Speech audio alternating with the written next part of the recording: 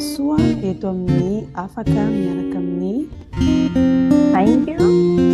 sy ititsy. Faly miarahaba ny fenitra tiana sy haingo fenitra tiana ny vahinay androany dia makasitraka nanaiky ny fanasana afaka manazava ny mombamomba ny fenitra tiana ve fenitra tiana zafady. Za zany ny anarako fenitra tiana Narandrianarivony zany ancienne référente ny Malagasy Women Empowerment Madagascar, association momba ny empowerment ny vehivavy malagasy indrindra olona miasa en freelance za dans le domaine du recrutement, mianatra momba ressources humaines dia mianatra momba marketing et communication. Faly mandray amin'ny fenitra tiana eto amin'ny afaka podcast dia inona moa zany ilay resadresantsika androany? Iresaka momba ny mère célibataire dia resaka momba ny empowerment anomanina satria za mère célibataire. Mandinika anao anaty torimaso mibanjina anao lavitry ny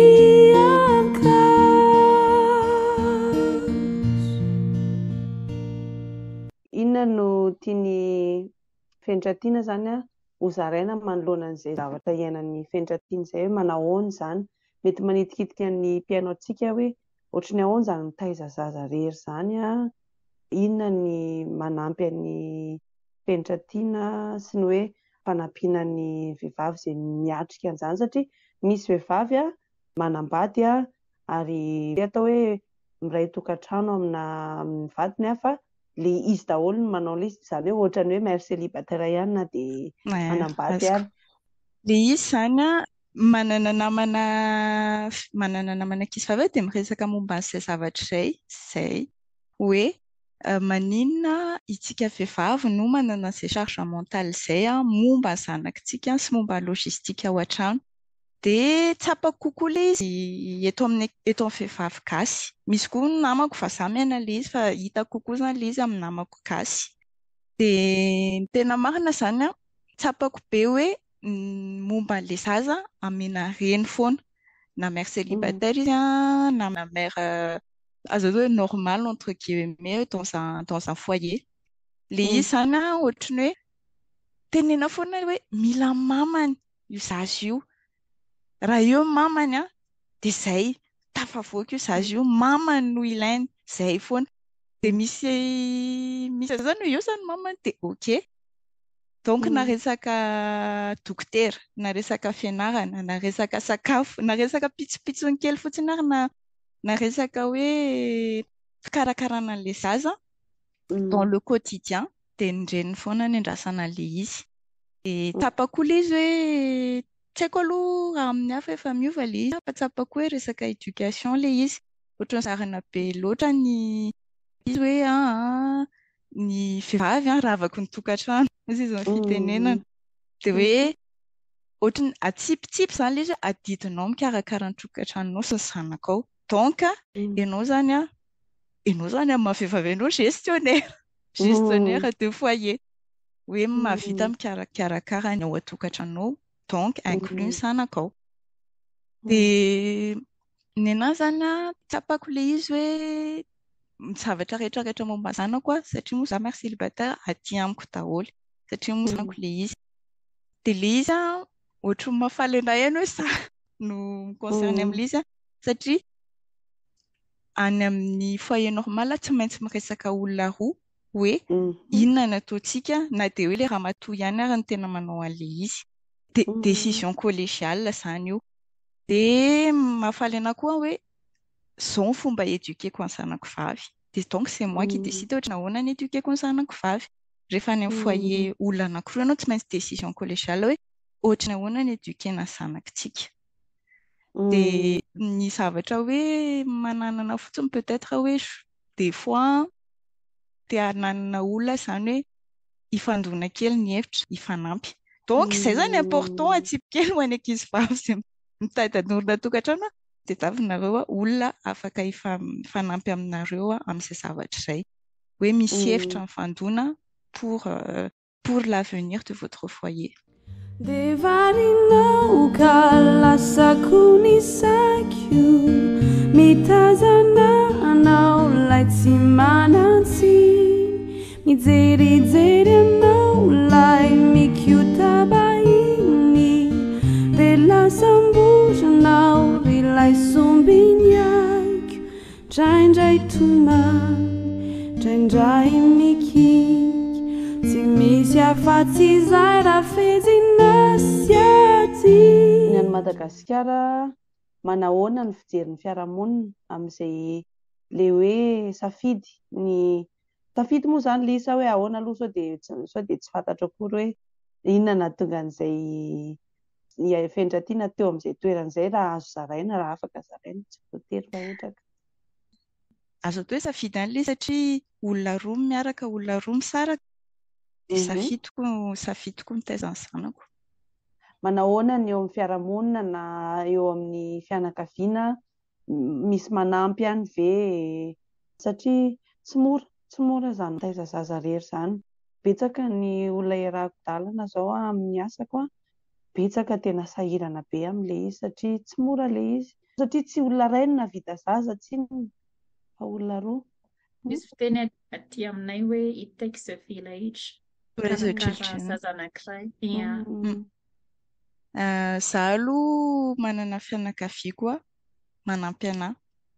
Fanampiana anahy aloha dia le resaka hoe azo atao hoe soutien dia le resaka koa hoe fanampiana anahy satria izaho miasa. Manana chance koa izaho fa izaho miasa tena dia afaka anamboariko à partir an'izay ny emploi du temps-ako.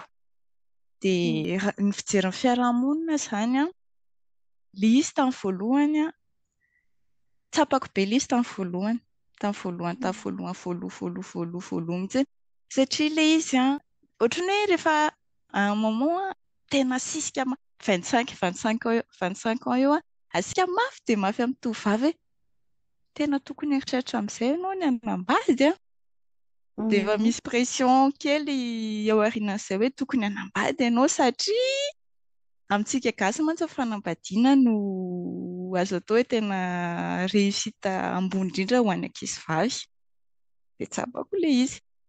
Dia nanan-janaka moa izany izaho efa lehibe any nefa nanana ilay zanako efa presque akory fa 27 ans révolu nanana ny zanako. Fa mbola tsapako ilay azo atao hoe mamenatra ilay izy. Ary ny anahy nefa tsy namenatra violon ilay izy satria izaho efa lehibe.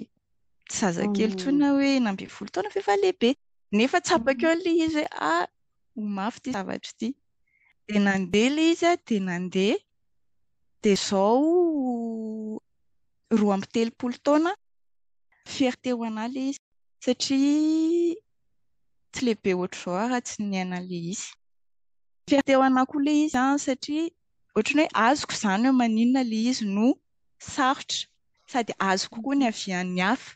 Resaka culture, resaka communauté, on est dans une société communautariste. Tsy ohatrany any an-dafy individualiste.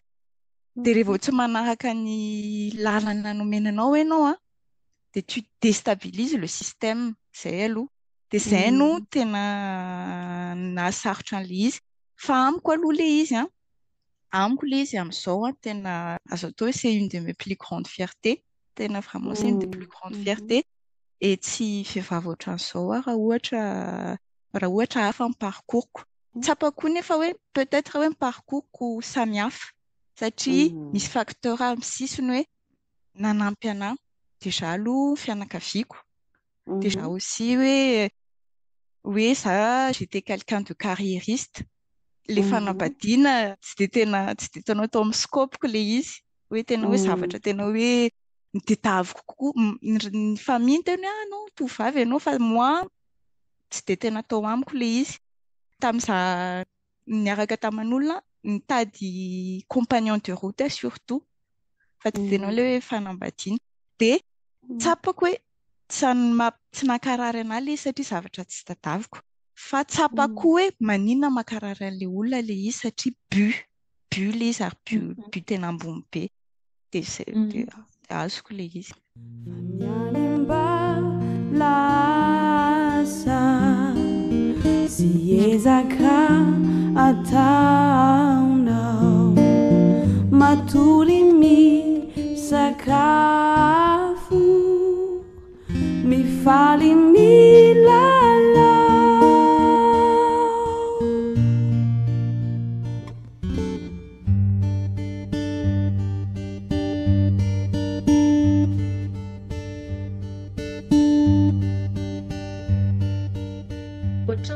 misy ohatran'ny tiako azy eo anelanelan'izay ilay hoe nahatonga ny fenitra hoe ny safidy an'ilay hoe andeha hanao kariera dia nefa tsy nitovy tamin'ny tovovavy malagasy hafa hoe inona ny teo alohan'izay, inona ny nahatonga ny fenitra tiana ho hafa.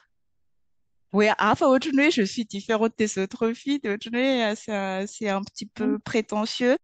Nefa tsy dia tena hoe izay loatra ilay izy en fait Tsy prétentieux ilay izy fa za mahita hoe réaliste be ilay izy fa ho an'ny ankizivavy malagasy zao raha ohatra hoe ao anatin'ilay lasitra hoe ny volavolain'ny sosiete malagasy mety tena ohatran'ny hoe mirodana mihitsy ny tany aman-danitra raha hoe be voka nefa tsy nalain'ilay olona vady. Dia inona ny zavatra hoe tsapan'ny fenitra hoe nahafa ny expérience ny fenitra raha miohatra n'ilay tovovavy malagasy hafa. Za zany zanaka ramatoa entrepreneuse dia hitako izy ny construire ny entreprise-ny dia za ny zanany voalohany. Dia azo atao hoe mommy issues ve fa nisy tato amiko izany hoe za koa rehefa lehibe dia mahavita zavatra. Dia anao ho tafavoaka. Dia nianatra tao amin'ny CAM za nanao marketing et communication dia nanana chance nandeha tany an-dafy tany France nano fianarako. Dia tany nisy galère maro samihafa moa izany satria tany amin'ny étranger. Fa nanana chance nanohy ny diplômako nanana chance niasa tany. Dia tany no nahitako ny asako voalohany izany hoe tena hoe asa nianarako ny asako amin'izao chargé de recrutement za. Dia nanohy an'izay zavatra izay dia kanjo bevoka.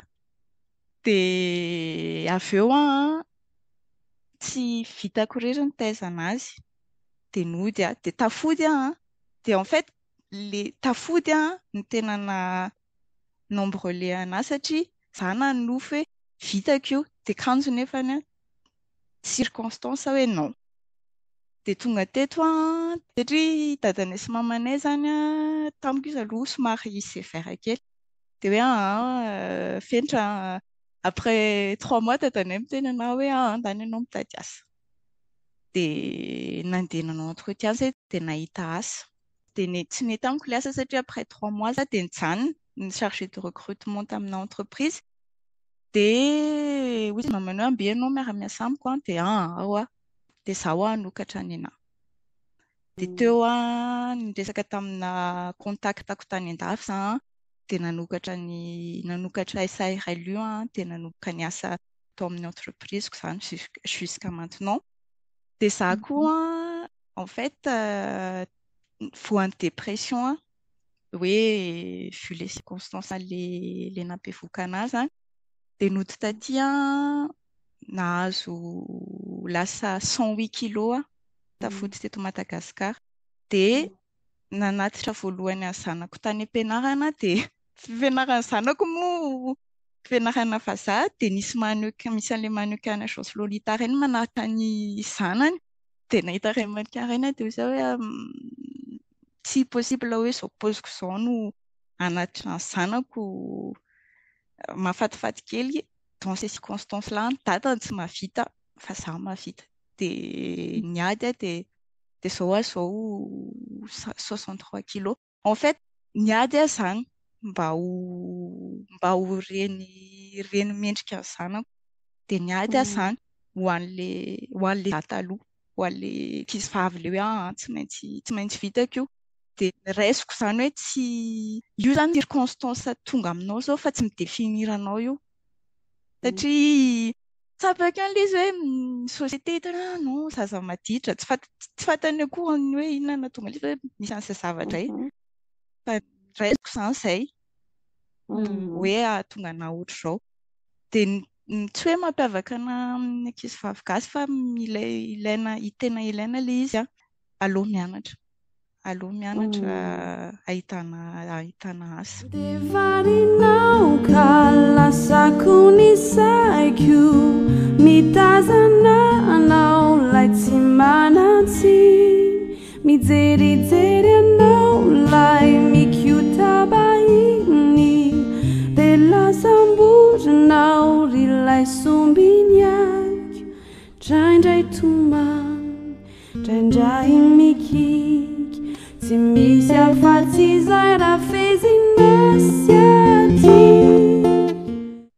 Misaotra betsaka ny zaran'izay Fentratiana. Manoloana an'izay efa misy hafatra ihany moa voafono ao anatin'ilay tantarain'ny Fentratiana teo fa manoloana an'ilay asan'ny Fentratiana tao amin'ny Malagasy Women Empowerment, inona indray ary ny fandraisan'izay amin'ilay parcours-ny Fentratiana manokana sy ny hoe hafatra tiany Fentratiana ho zaraina amin'ny mpiainatsika.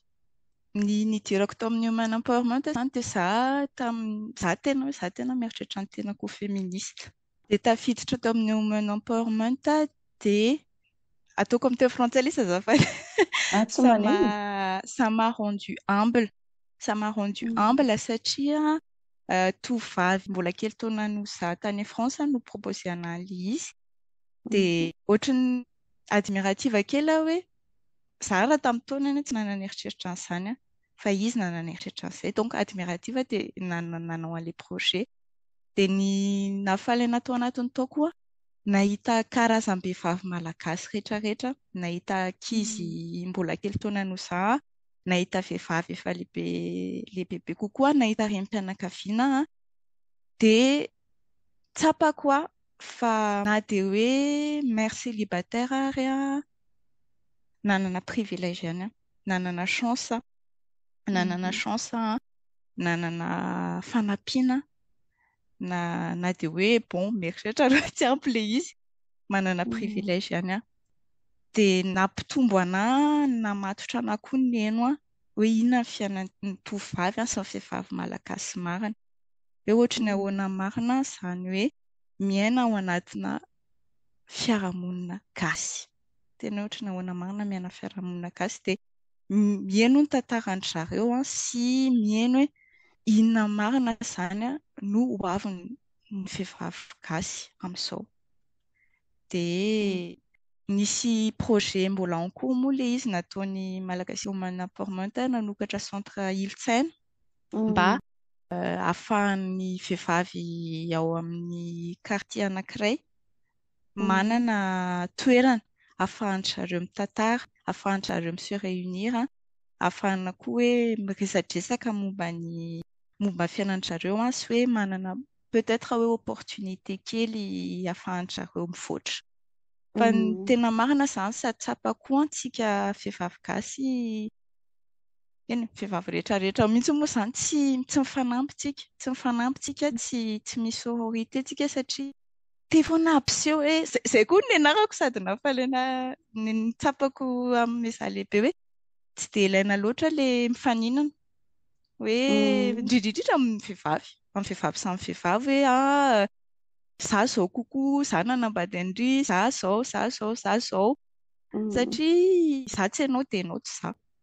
Mbola manampy kokoa ny charge mentale efa nanantsika vehivavy amin'ny fianakaviana, amin'ny ankizy, izany hoe za ve mahino iry na ve za matavina iry, na ve za manana carrière iry na za.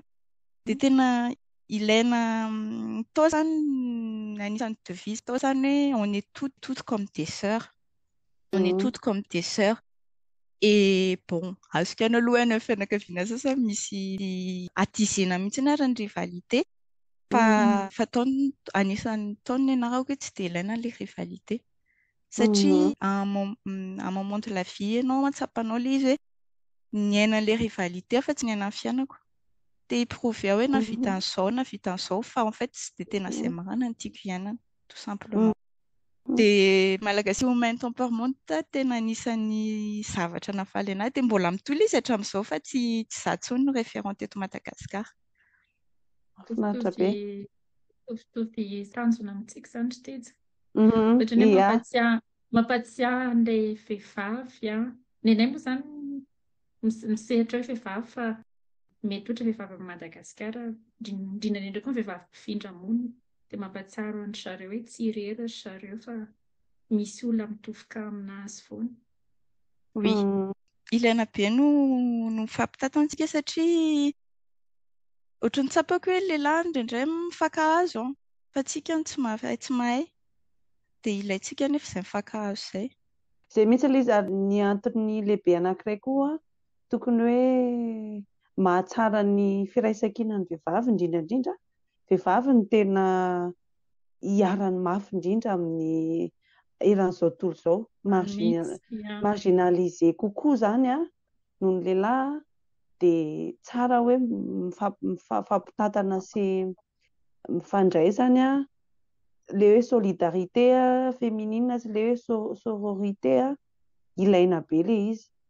Ny zavatra nampieritreritra anahy teo koa izany ilay resaka ilay hoe mifaninana. Indraindray ilay izy invisible, indraindray ilay izy tsy hita maso fa ohatran'ny hoe zavatra inconscient be ilay izy. Kanefa raha ny hafa ny faninananao tena ho sahirana ianao fa ianao ihany ny référence-anao, ianao ihany mahalala hoe satria indraindray koa ianao raha mifaninana amin'ny hafa mety hoe tsy ahita an'ilay tena mety aminao koa. Mety vao mahay ary iny hanajamba anao kokoa sy mahatonga any amin'ilay tanjona tianao irina. Nefa ianao mety manana atovo-betsaka kokoa noho iny olona iny fa tsy fantatrao fotsiny izay satria variana mijery an'ilay hafa ianao. Azafady haingo. Nareo ve taloha narehan'ilay pub tamin'ny radio hoe tsy ny namanao no hifananananao fa ny tsara vitanao omaly. Ia. Niambinya ni dada, niambinya ni neni, adidi zairai sinai, andrai kidrai sire. Misy hafatra farany ve tiany fenitra tiana zaraina mikasika an'izay efa be dia be aloha ilay teo tena izy. Ny hafatra tiako zaraina izany dia hoe vehivavy zanako vehivavy. Dia tiako izy hanana liberté tsy nananako. Dia izay koa moa ny hedivako hanana liberté izy hiaina, hanana liberté izy hisakafo fa tsy hoe tokony ho mainsa kely ohatry ny taoko fafana hoe tokony botabota kely ohatry ny paolo. Hanana liberté de corps izy, hanana liberté de pensée satria tsapako be amin'izao fotoana izao fa manomboka se rétrograde ny droit des femmes hitako any amin'ny Iran, hitako any amin'ny zavatra rehetrarehetra mandeha any amin'ny internet, ny zavatra ny États-Unis avec l'avortement. Dia tena ilaintsika izany vehivavy miaina ho atsika, miady ho atsika vehivavy rehetrarehetra, ho an'ny zo atsika. Sotra betsaka ny amin'izay hafatra Mankasitraka be dia be fenitra tiana nanaiko vahinay sy Tija dia misaotra be dia be koa tamin'ny hevitra hitako tena hoe manome source d'inspiration ho anna vehivavy tsy hoe zandry ihany fa ho an'ny efa lehibe ihany koa ny zavatra rehetra niresahanao taminay androany. Misaotra be dia be. Misaotra betsaka anareo koa navidy anahy dia admiration mutuelle koa ilay izy fa izaho koa mahafinaritra anahy parcours-nareo. Misaotra betsaka. Niambinya ni dada, niambinya ni neni, adidi zairai sinai, andrai kidrai sire.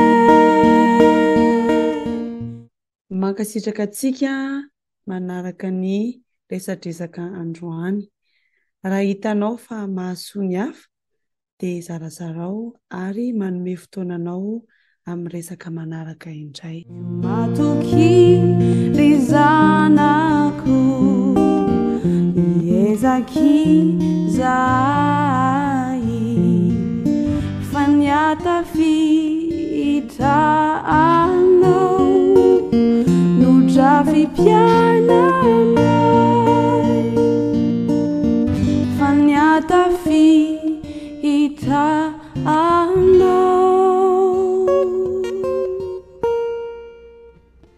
no drafy piananay